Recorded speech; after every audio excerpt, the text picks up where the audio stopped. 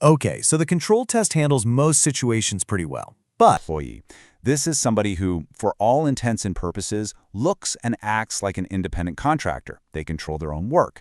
But a specific law, a statute, steps in and says, nope, for certain tax purposes, you are an employee. It's a weird middle ground. And the categories are, well, they're really specific. We're talking about certain delivery drivers, but not for milk, or full-time life insurance agents who primarily work for just one company, or even people who do piecework from home using materials the company gives them. If you happen to fall into one of these very narrow buckets, congrats, you're a statutory employee. And you probably guessed it, there's an opposite category too, a statutory non-employee. This is someone who might actually look like an employee under the regular control test, but the law says they must be treated as self-employed, as a contractor, for all federal tax purposes. so who are we talking about here? The law basically singles out two groups: direct sellers and licensed real estate agents. But, and this is super important, they only count if they meet two key conditions. One, their pay is based on sales, not on the hours they work. And two, they have a written contract that says, flat out, that they are not an employee for tax purposes.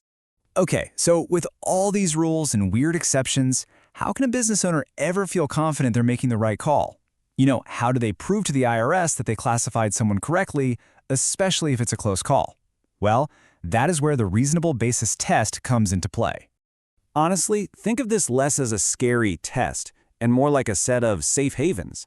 These are basically established arguments a business can use to justify why they classified a worker as an independent contractor. It's their way of protecting themselves from penalties if the IRS ever comes knocking. So a business has a reasonable basis if they're just following a decision from a past court case, or maybe they had a previous IRS audit that actually approved the way they do things. Another big one is just showing that it's a long-standing, common practice in your specific industry. And finally, there's a kind of catch-all for any other logical, good faith reason you might have. All right, we've gone through the main tests, the weird exceptions, and even the safe havens for businesses. So let's bring this all home. Why does this one little decision, employee or contractor, carry so much weight?